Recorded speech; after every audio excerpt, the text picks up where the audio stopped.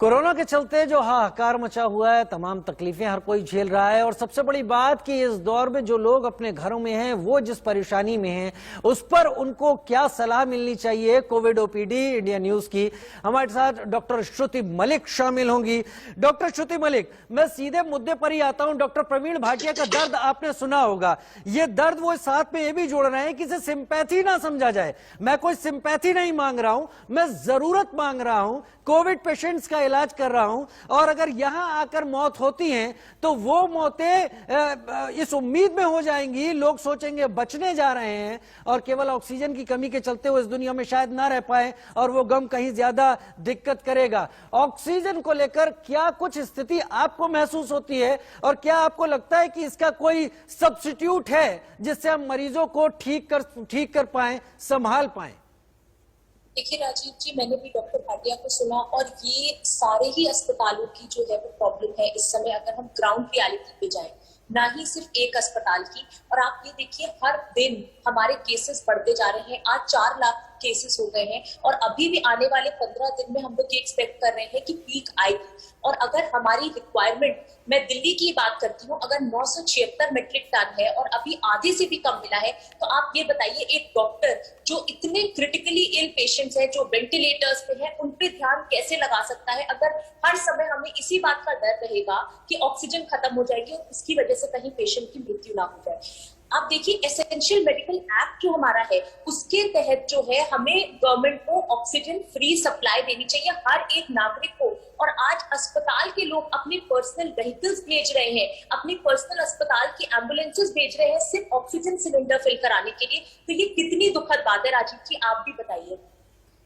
दूसरी चीज आप ये सोचिए कि जो हमारे पास ऑक्सीजन सिलेंडर्स है, वो एक सिलेंडर जो डी टाइप का होता है वो सिर्फ आधे घंटे के लिए चलता है। अगर हम हर 2-2 घंटे पे यही सोचते रहेंगे कि ऑक्सीजन सिलेंडर जो है फिर खत्म हो जाएगा, फिर पेशेंट्स का क्या होगा, तो किस तरीके से हम पेशेंट की केयर कर पाएंगे। तो ये बहुत चिंता वाला विषय है और आने वाले समय के लिए भी हमें जो है वो बहुत प्रिपेयर रहना है, क्योंकि केसेस और बढ़ने की संभावना है। डॉक्टर श्रुति मलिक, अभी जिस स्थिति में वायरस पहुंचा है म्यूटेट होकर, हम 4 लाख के पार आ गए हैं, मैं इसको किस रूप में सामने रखूं? लोगों को अभी और बड़ी लहर का इंतजार करना बाकी है या लोग अब धीरे धीरे इस लहर से बचने के तमाम प्रयास कर रहे हैं और अब ये पीक पर आ चुकी है, इसके बाद ये कर्व डाउन होना शुरू होगा? देखिए, अगर हम साइंटिफिक डेटा की बात करें राजीव जी, और कुछ देशों में जहां पे पहले सेकेंड वेव आ चुकी है, जैसे इटली में, यूके में, इन सब में देखा गया था कि ये सेकेंड वेव जो आई थी ये 2.5 से 3 महीने तक लास्ट करेगी। अगर हम अपनी इस वेव की बात करें तो ये ऑलमोस्ट 8 मार्च के करीबन जो है वो शुरू हुई थी और अभी हम लोग आ चुके हैं 30 अप्रैल 1 मई के टाइम पर। इसका मतलब अभी भी हम लोग एक्सपेक्ट कर सकते हैं कि महीना 1.5 महीना ये वेव और लास्ट कर सकती है।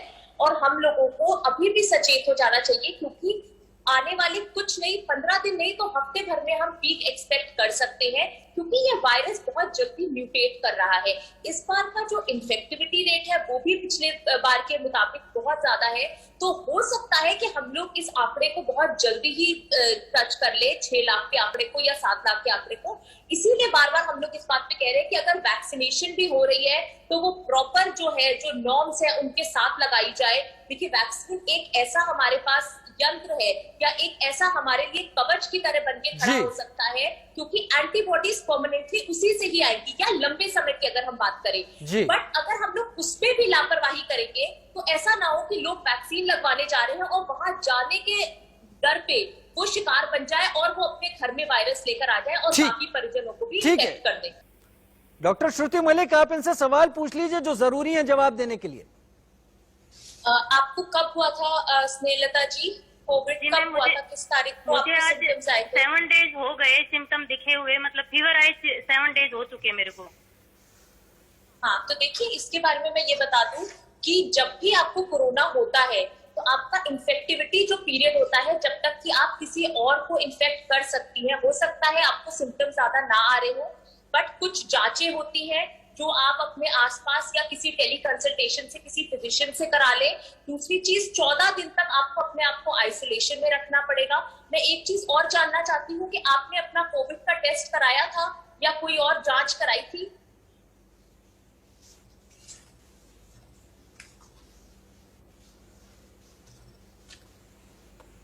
स्नेहलता जी, क्या आपको आवाज सुनाई पड़ रही है डॉक्टर श्रुति की?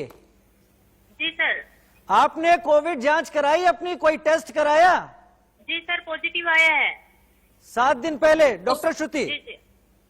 देखिए, अगर पॉजिटिव आया है इसका मतलब आप पॉजिटिव हैं और आप अपने आप को आइसोलेट कर लें। अपनी कुछ खून की जांचें हैं वो भी आप टेली कंसल्टेशन से बात कर सकती हैं, अपने डॉक्टर से करा सकती हैं। और आपका वो एक बार ये भी देख लेंगे कि आपका कोरैड स्कोर कितना है, जो कि हम सीटी स्कैन में देखते हैं, ताकि आपके लंग्स कितने इन्वॉल्व है।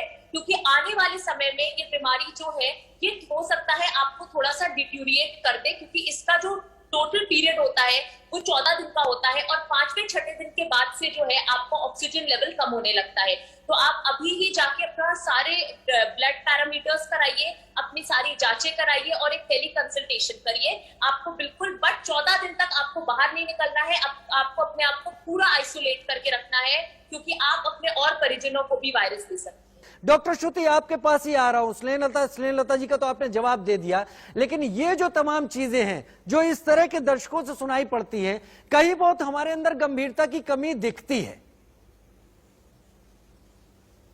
देखिए, बिल्कुल गंभीरता की कमी है, क्योंकि हमें इस समय कोई भी लापरवाही नहीं करनी है राजीव जी। ये वायरस इतनी तेजी से बढ़ रहा है, इस बार इसका ट्रांसमिशन इतनी तेजी से हो रहा है कि आप खुद देख रहे हैं कि इसने युवा लोगों को भी, जो बच्चे हैं, किसी को नहीं छोड़ा है। इस बार हर उम्र के लोग जो हैं वो इससे इन्फेक्ट हुए हैं। तो हमें खुद ही समझ जाना चाहिए और सचेत हो जाना चाहिए कि ये वायरस कितना घातक सिद्ध हो सकता है हम लोगों के लिए।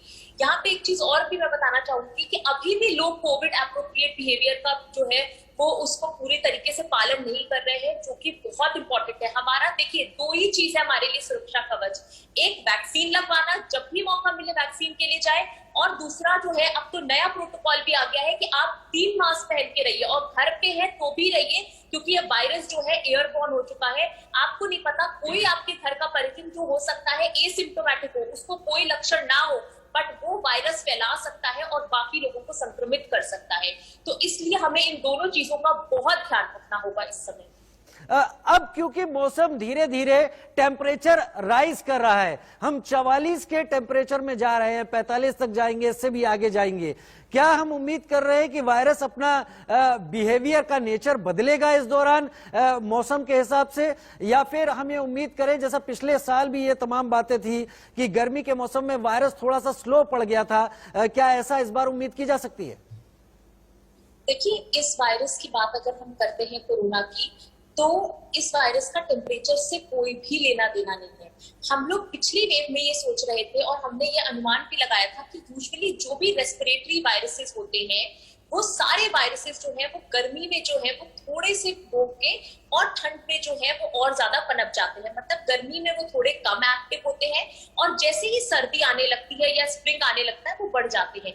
पर जहां तक कोरोना की बात करें, इस वायरस का कोई भी टेम्परेचर से लेना देना नहीं है।